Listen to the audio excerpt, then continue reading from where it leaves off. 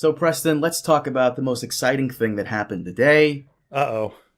Lord of the Rings. We finally have a release date for Lord of the Rings. Really? And a title for it. That's right. It's called Lord of the Rings, The Rings of Power, which is an awful title. That's an awful title. Is. That's like so general. Like, yeah, of course. It's called Lord of the Rings. Like, this is like having something being like Spider-Man, the man who's a spider. Like what do you yes.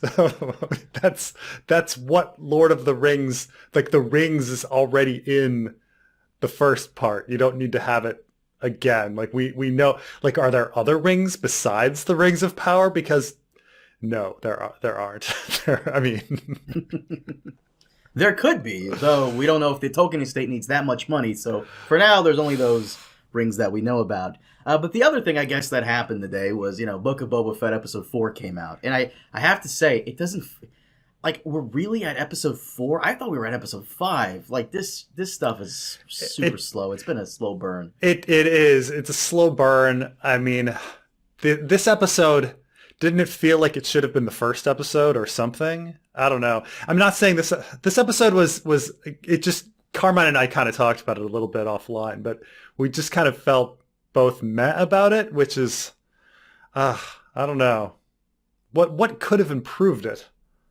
Well, first off, there's a problem when I don't stay up to watch it. Because you messaged me, it was like 3 a.m. my time, when I normally would watch it. You messaged me and like, did you see it yet? Like, I messaged you back like hours later. 3 a.m. prime Carmine time. It's just, I mean, keep in mind there are times where Carmine messages me at 6 a.m. his time, and he's like, "You ready to record?" I was like, "It's 6 a.m. for you. Are you sure?" He's like, "Yes." It's like, all right, man. I'm prime and ready to go. But this time I was like, fuck it. Nothing insane is gonna happen, and nothing insane did happen. The first 2 episodes should have been episode 1. 3 and 4 should have been episode 2. This is what I was kind of waiting for. This episode was largely a checkbox episode of, okay, we have all of these disparate events that we've established over the course of The Mandalorian and the first episodes. Let's show everything in between to make sure that all of our continuity matches up. That's essentially what it was. There was nothing really interesting about it, but it was showing us all of the scenes that happened off screen that weren't even very exciting. I don't know. I will say the really cool thing that it did happen in this episode was, I didn't think I'd ever see something like this, but was super cool. Was the return of Max Rebo again? You kept saying it probably wasn't him, yeah, but no, it was they someone said else. Max But they this confirmed time. it. So somehow both Bib Fortuna and Max Rebo survived Jabba's barge. They were both on the barge. Okay, I specifically, after watching this episode, I know you laughed at me last time, but after watching this episode, I went back to Return of the Jedi, and I went back to the scene. And yes, Max Rebo was on Jabba's barge, and so is Bib Fortuna. The barge completely blew up. I don't know how they survived. Now, also going back, I realized, man, Return of the Jedi is just a shitty movie. It's so bad. Really? Oh, come on. Oh my God. It's not that bad. First of all, that action sequence, now that I watch it with modern eyes, it's just, there's a bunch of people running around for no reason, and no one's actually doing anything. It's just really, really weird. They're scrambling to either get out of the way or get into position to kill these assholes. That's how I see it. Or to get killed, scrambling in position to get killed. Luke is on a different ship. He does his little diving board maneuver to come back up, and he's killing people on his little ship. Meanwhile, on the barge, all of these people are scrambling around in panic, doing nothing, just scrambling back and forth, running back and forth, doing nothing. It's actually really piss poor scene. It's a really bad action scene. Watching the whole thing again, I was like, wow, I did not even, and I've never been a fan of Return of the Jedi, even as a kid. And somehow that sequence I thought was at least passable when I was young. No, it's horrible. It's really horrible. There's no need for any of it. There's no need for Leia to strangle Jabba even. I mean, she just needed to break her chain with the help of R2 and then run away, and then the barge was going to blow up anyway. Like, why even bother with her strangling Jabba? Because if they leave without killing Jabba, oh, actually, no, they ended up destroying the barge. Never mind. Yeah. Right. Also, there's like a couple hundred people, like innocent civilians, just there enjoying a party that they just straight up murder for no reason. We don't know if Bib Fortuna and Max Rebo survived. Those people could have survived too. I guess, but Luke, orders everybody to take their gun and point it at the ship, and then fire the ship to blow it up. At that point, that was completely unnecessary. They had a ship to fly away with. Jabba was already strangled. Like, no one was coming after them. Luke just murdered hundreds of people for no reason. Oh God. I mean, it's just, I say to people, go back, watch, like, if you have Disney Plus, it's on there. If you've been watching Book of Boba Fett legally, you've got Disney Plus. So you can bring up Return of the Jedi, watch the barge scene again, and you'll realize, like, wow, he just killed, just murdered hundreds of people. I mean, at minimum 50. It's hard to tell how many people are at the party. It's hard to tell with the angles, but somewhere between 50 and 200 I was wondering if you were people. getting too soft while you were in Taiwan, but no, you're still insane. This is good. Oh my, yeah. And I'm actually surprised, going back, how much focus Boba Fett had in the battle. Like, Boba Fett is a pretty much like a fifth of the battle, if not 25% of the battle. The battle happens really fast, and then just everybody's dead. And also, just what a horrible plan Luke's plan was. Just so dumb. Like, why would anyone do Luke's plan? Like, purposely get yourself caught and then hope that they're going to throw you in the Sarlacc without tying you up rather than just shooting you in the head. Like, I don't know. It's just, send in Chewbacca as a prisoner. Send in your droids as prisoners. Become a prisoner yourself, and then have Lando be a guard. Okay, that barely helped. You probably could have done it without. Then have Leia go in and try to get Han out and get captured. Like, his plan was everybody get captured. Have everybody almost thrown into a Sarlacc pit and then just murder, just slaughter everyone. Innocents. Preston, are we reviewing Return of the Jedi, or are we doing Book of The point Boba is, Max Rebo and Bib Fortuna were on that barge. 100%. They shouldn't be such a huge part of this plot. How did this happen? I want the book of Max Rebo explaining how Max Rebo, and then the spinoff?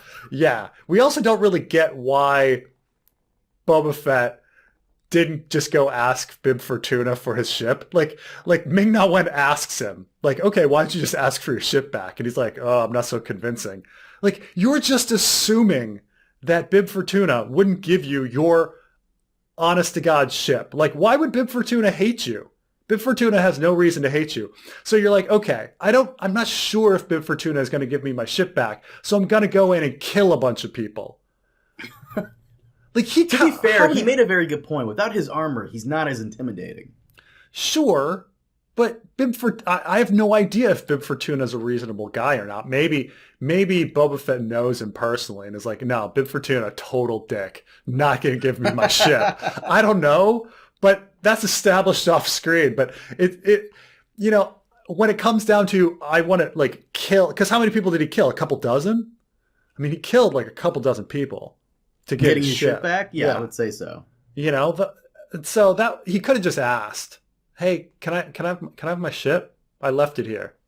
Bib Fortuna might be like, "Dude, yeah, like, I want to use my garage, and your ship is like filling up my garage. Please take that thing away." He could have been like that, but no. Instead, like, breaks in, kills a couple dozen people, steals the ship.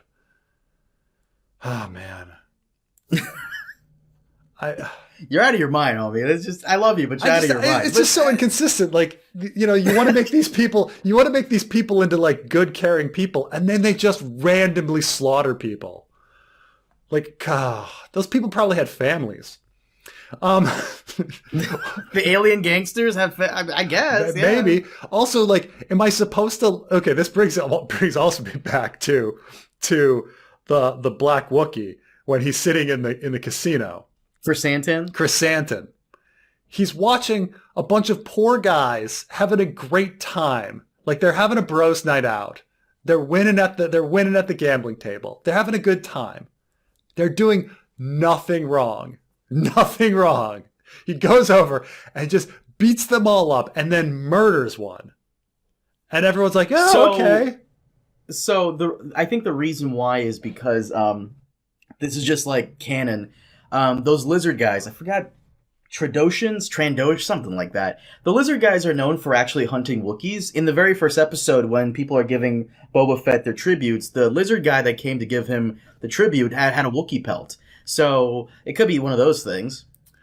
So he's a racist. I guess. Oh, yeah. Well, your people tend to be known for doing that. Therefore, I can kill you and rip off one of your arms. And well, to be fair, this is what annoyed me. He ripped off that guy's arms, but he couldn't like do anything to the other dudes at the palace. Really? Yeah, I mean, maybe now you choose to be a Wookiee. Maybe is there a Wookiee pelt like on one of those guys that we didn't see? Some Wookiee. I mean, they could have at least done a close up of the Wookiee pelt or like the Wookiee paraphernalia to show that this guy killed a Wookiee. True, I agree with you on that. I was actually wondering if there was, and maybe I missed it, but I don't think there was. So, poor yes, guy. that was kind of... They were just having a great time gambling, and then Flashdance Girl comes out. Do you know what I'm talking about? Yeah, I know. I remember her. I'm surprised they gave her such a revealing outfit. It wasn't really revealing, but she still looks great, right? Yeah, of course. I mean, does she age? I don't. How did she looks? She pretty much looks the same as she did in Flashdance, like 40 years ago. I don't know how it's possible. Some people have those genes. Yeah, Jennifer Beals. Somehow. I mean, plus, I wonder if is she when she took the role, is she like, are they typecasting me because I'm a dancing girl? But regardless of all those things that you mentioned, plus the Return of the Jedi stuff, the episode was just very meh. It wasn't good, it wasn't bad, it was the cool part that I liked was when he takes the Slave One ship, or / the Fire Spray ship, over to the Sarlacc pit and drops the seismic charge there. Somehow Ming-Na Wen knows the button to press to release the seismic charge. Somehow she knew about the seismic charge, and that would work. It might be a common ship. Maybe ships are designed... Like, it might be that ships are like cars, where, yes, there's little differences with cars, but generally you know that your ignition is going to be on your right, and your window shield wipers are going to be on your right, and your lights are going to be on your left. Like, sometimes it takes a little bit of looking around to figure out exactly where they are, but they're somewhat in the same place. So it may be that like ships generally have like a thermal detonator like button in the same area. That's actually, I like that explanation. Yeah. But no, that scene was pretty cool, and I like how he took Slave One and went to go track those biker guys down and completely fucked them up. Yeah. That was pretty sick. I'm surprised they didn't disperse in every direction. That's what I would have done. Like, oh crap. I don't know if you know this, but Disney completely removed the name, not removed, but they're not mentioning the fact that the name of the ship is Slave One. It's in the Star Wars database that the name is the Slave One. Yeah. But from now on, they're calling it the Fire Spray, to much of the jargon of the usual suspects who complain about this type of shit. Huh. That is really odd. I guess they didn't like the name Slave or something? The Fire Spray? Yeah. I mean, even in the expanded universe, he flies around in Slave 2, right? Yes, actually. And I did not like the design of Slave 2. It was very boring, but now Slave 2 has been retconned out of existence. There's no Slave 2. One thing though that's with regards to his return to the Sarlacc. So not to keep going back to Tales from Jabba's Palace, but in the story from Tales from Jabba's Palace where Boba Fett gets out of the Sarlacc, he takes Slave 2 and he goes and he tortures the Sarlacc every year. Like he returns every year to Tatooine just to go down and burn the Sarlacc to the point where it's still alive and then leaves and allows it to heal so he can come back and torture it the next year. Jesus Christ, I don't remember that at all. Oh yeah. There's an old joke. I mean, I know the original joke, but they do a Star Wars version of it. But there's an old joke in which I'll try to tell it quickly, even though that ruins the timing of the joke. But this guy goes and he meets this farmer, and he sees that the farmer's pig has like 2 peg legs, and he's like, "Huh, why does your pig have 2 peg legs?" And he says, "Oh man, that pig is a hero.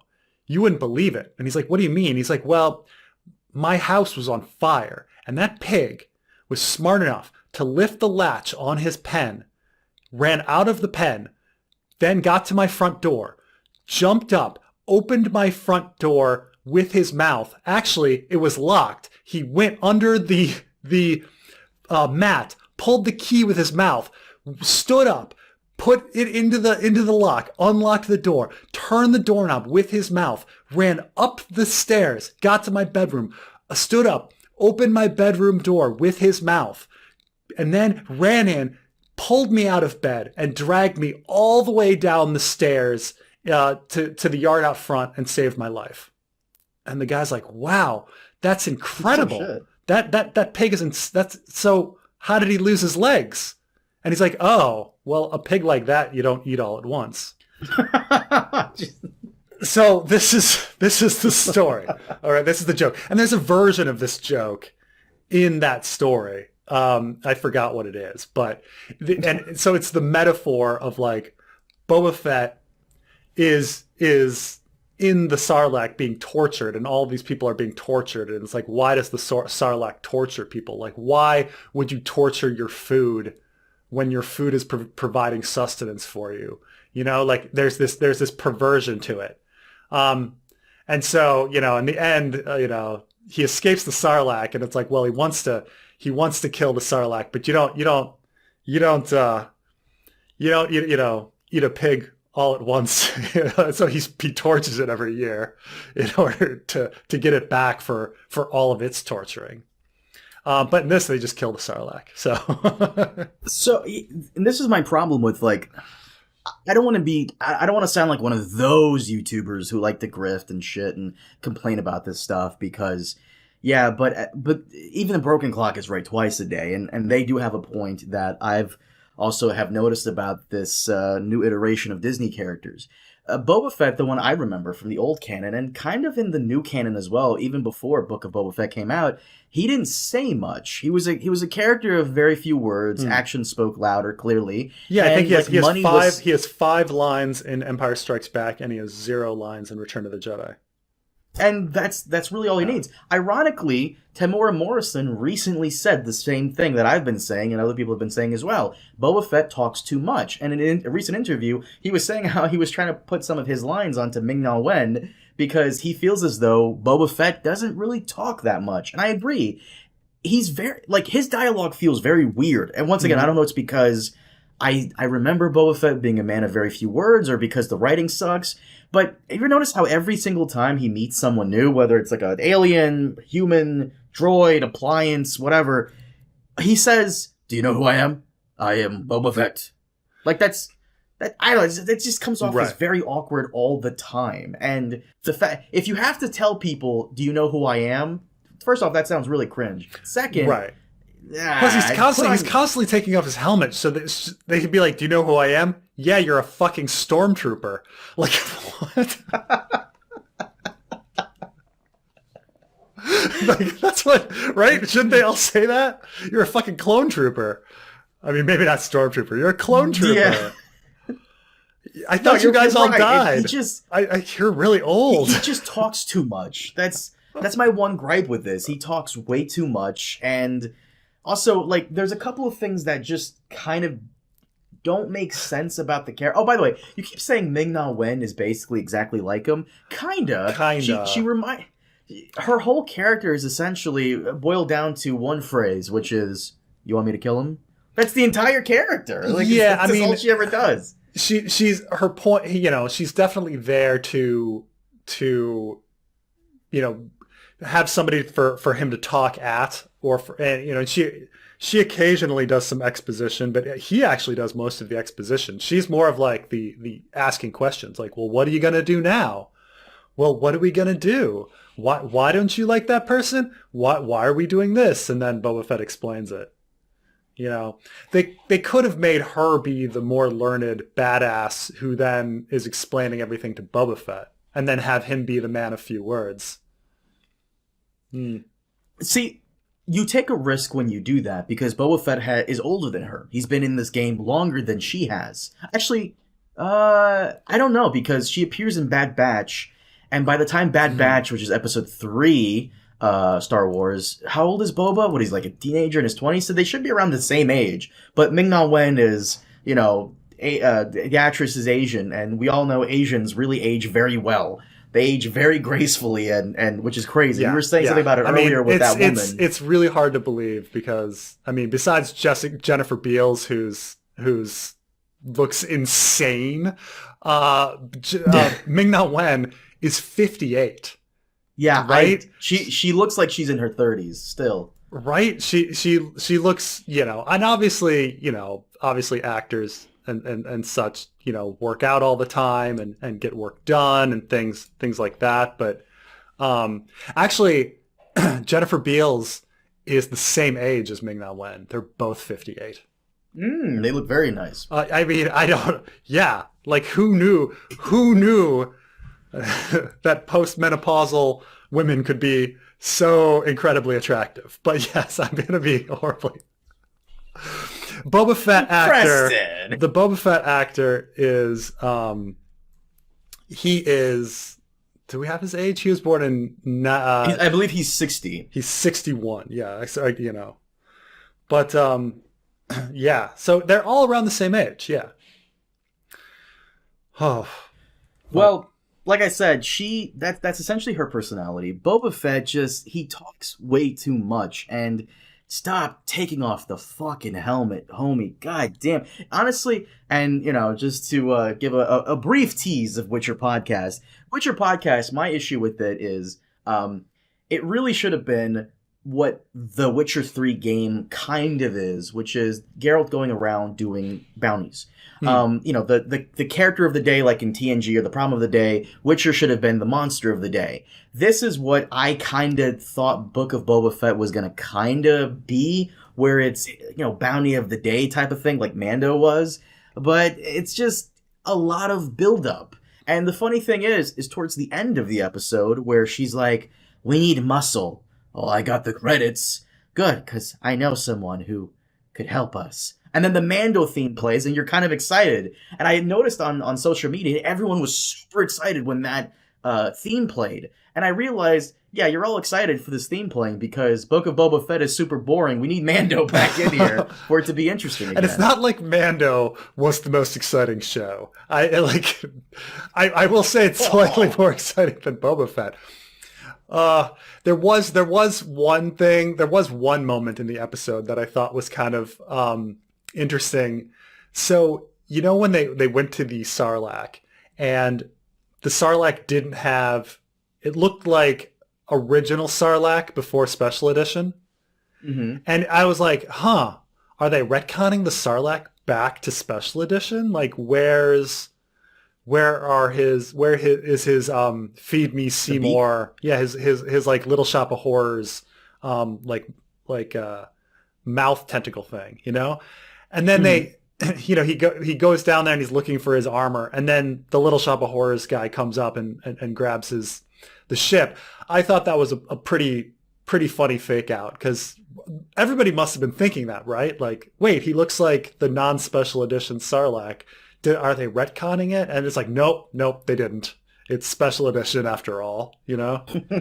Yeah. Which is a shame, because I don't mind Return of the Jedi special edition. What I really don't like is special edition A New Hope. I don't like it, because all the additions that George put in there, especially the Mos Eisley scenes, are really bad. Yeah. I did not like those. Now, the CGI is unnecessary. I will say that in the special edition, the Audrey 2 does specifically eat and gulp everyone down, rather than just falling into a sarlacc and being in the weeds of acid and branches, as we saw Boba Fett.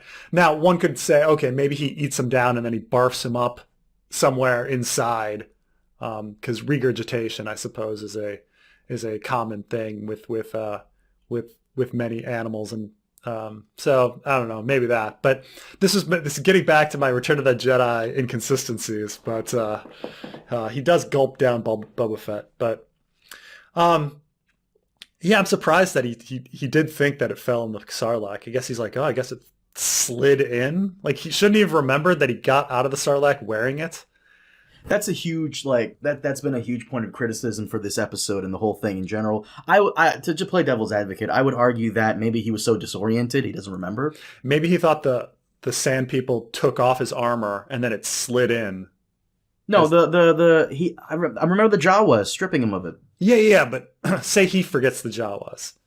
Say he's too delusional and doesn't remember the Jawas. Mm-hmm. And then does he just assume that the Tuskens stripped him of his armor and then the armor slid back in? Also possible. It's one of those little minor things that I don't mind him going back there and checking.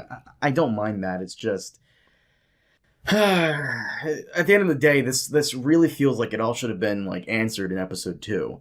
But the one nice part about this is that now that we got that scene between him and those lieutenant guys or those other families on Tatooine, there's no more trailer scenes. We have 3 more episodes, and we've exhausted all the scenes that we've seen in the trailer. Everything else from here onwards is completely and brand spanking new.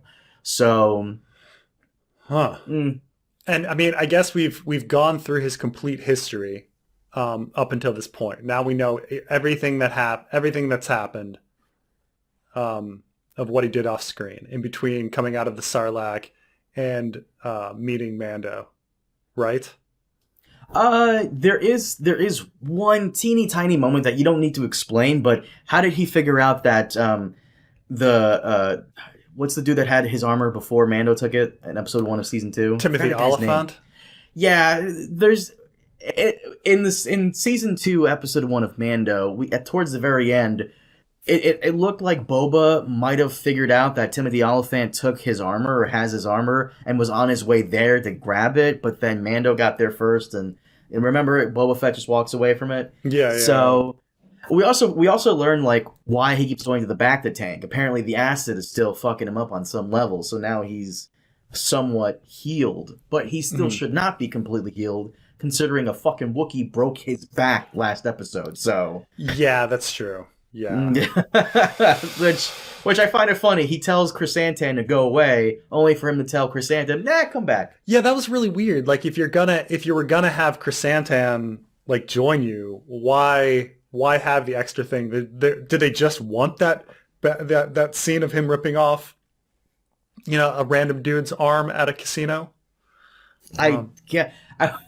I would love it if they saw the flack they were getting for the last episode where Chrysanthemum didn't rip anyone's arm off and just really shot this scene very quickly and put it in there for episode 4 just to show you that he's not to be messed with. But yeah, I thought they were going to be done with him, and they're just well, we had our cameo, time for his spin-off show.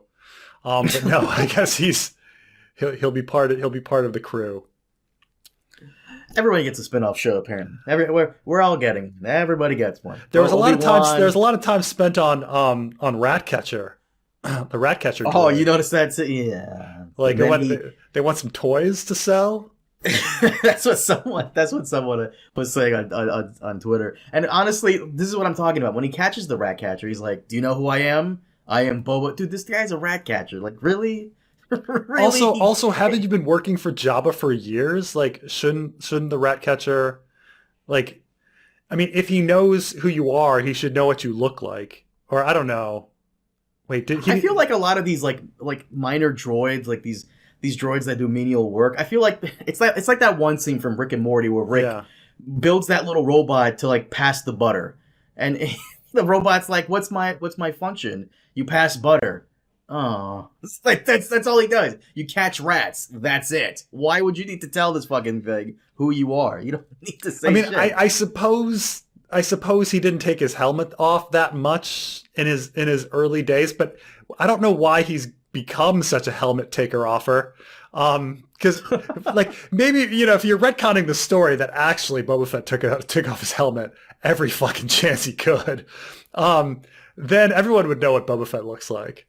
But yeah, or you have him keep it on because everybody's like, well, he doesn't want everyone to be like, oh my god, you're a clone trooper. But no, Boba Fett. Do you know who I am? The funny thing is, even if he doesn't take off his helmet, it's like Bo-Katan said in season 2 of Mando. I've heard your voice thousands of times. I know you're a clone, and she called him a donor, or his donor. Right. So yeah, you're right. Yeah, like it doesn't really matter. Just keep the helmet on. Fucking Pedro Pascal is like number one because he's kept the helmet on 95% of the time. Yeah, 95% of the time. And he's a handsome dude. Very handsome guy, great actor, and he kept it. I don't know if this is Tamora Morrison's decision. I feel like it's not. I feel like if anything, he'd just be in the studio doing voice recording and just have some other guy be Boba. Yeah. I know. This show kind of like it's not bad, but it's not great. It's really square in the middle leaning towards bad. And once again, these last 3 episodes, you hope something happens that's significant. Well, we spent 4 episodes of build-up, so yeah. And once again, I know for a fact that we're probably going to get some super insane cameo, because that's all Star Wars is ever going to be now, because, the fans are demanding it. We need cameos that matter. Cameos and callbacks, right? Cameos and callbacks. And it's not that I have an issue with that. If they're done well, like Ahsoka kicking ass in season 2 of Mando, and Luke showing up for like 5 minutes and kicking ass and walking away. Like, you don't need the cameos to overstay their welcome, but cool cameos doesn't make your show. See, I don't mind. I like flashbacks when flashbacks reveal new information that makes you reinterpret events. The problem here is that we've had a lot of flashbacks, and none of the flashbacks have revealed new information. It's just this kind of the same thing. Like you don't have a new interpretation of Boba Fett now that you've seen how he actually got Slave One back. It seems like all of it is just like fillery stuff. It's just filler to fill out time. The entire show seems like filler. I mean, I kind of okay. I grant that I really liked the Tusken Raider stuff because we're learning new things about Tusken Raider culture. It's really interesting to think about how the Tusken society would have changed Boba Fett as a character and all the sorts of things. But we find out that it didn't really change him because he was murdering people right after the Tusken Raiders, and he was kind of being a weird I'm trying to think. Yeah, he's murdering people after the Tusken Raiders, so I don't know. I don't know what the decisive moment was that changed his character into wanting to become a mob boss who's respected rather than a guy who uses disintegrations. Well, he said in the episode that he's like tired of working for these guys. Specifically, he says this to Ming-Na Wen, and he's like, I can give you something these dudes never give you, which is loyalty. Why would they? They hire you for a job.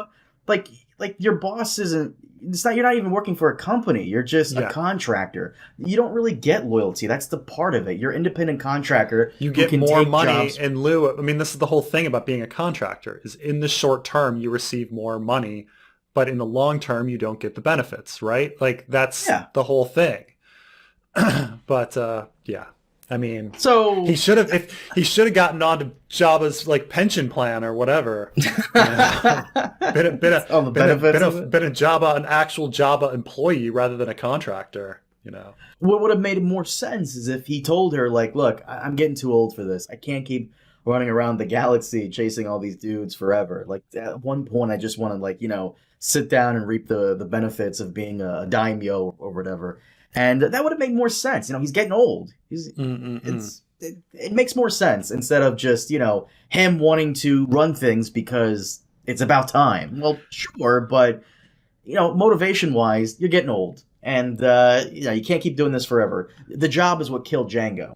I also thought on some level the reason he had Ming-Na Wen around is because she kind of reminded him of Zam. Do you remember who Zam is? Remind me again. So in episode 2 of Star Wars opens up with assassination attempts on Padme's life. So Django is behind it, but so is his partner Zam, who's like this female changeling woman or something. Yes. And I remember reading a Boba Fett kids novel that details what happened to Boba Fett from episode 2 and where he went.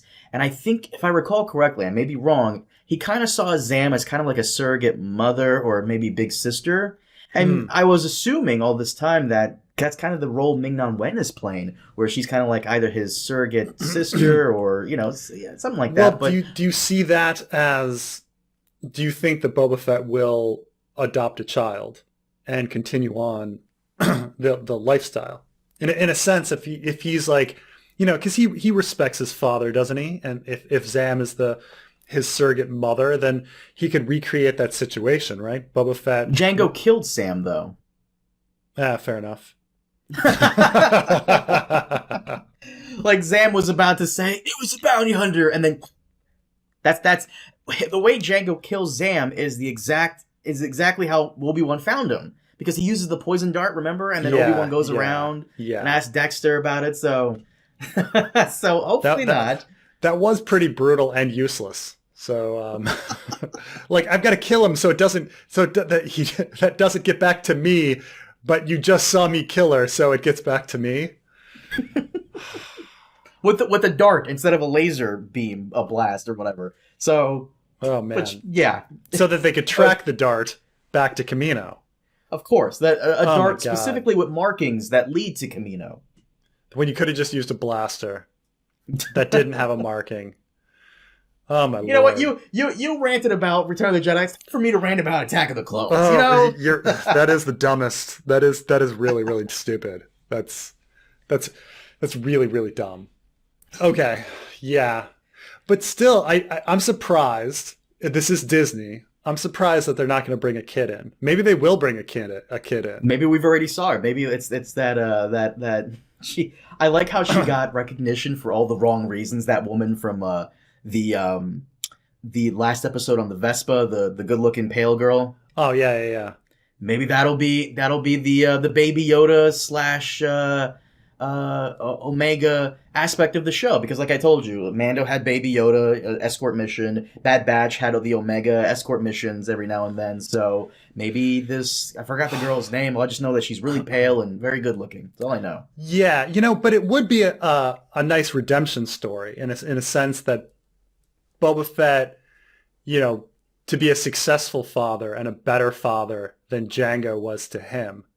That would be a good redemption story in the long term. Now, of course, child actors are annoying and all of that, but that would be interesting, because you've seen all the cartoons where you get to see young Boba Fett a lot more. But is there a huge like daddy complex with Boba Fett? Not really. Like in the Clone Wars, he was hanging around like Aura Singh and Bosk and all these random bounty hunter dudes. So that's kind of what he was doing. Plus, they showed him way too much, and like there's moments where he gets like, he gets not made fun of, but like they embarrass him a little bit because it's a kids show, so they have to show him, as like an angsty teen. It's whatever, really. It's whatever. That's all I really have to say about Book of Boba Fett episode 4. It was a very, I like how every time we do this, we always go longer than the actual episode. Just bitching. I mean, this episode was pretty long, and but I mean, we did get off on our Return of the Jedi, Attack of the Clones rants. We? You mean you? I like Return of the Jedi. I think it's a fine film. Not the best of the trilogy of the original, but I still like it. It's fine. Not the best. The third best of the trilogy. The third best. Yes. It sounds all right.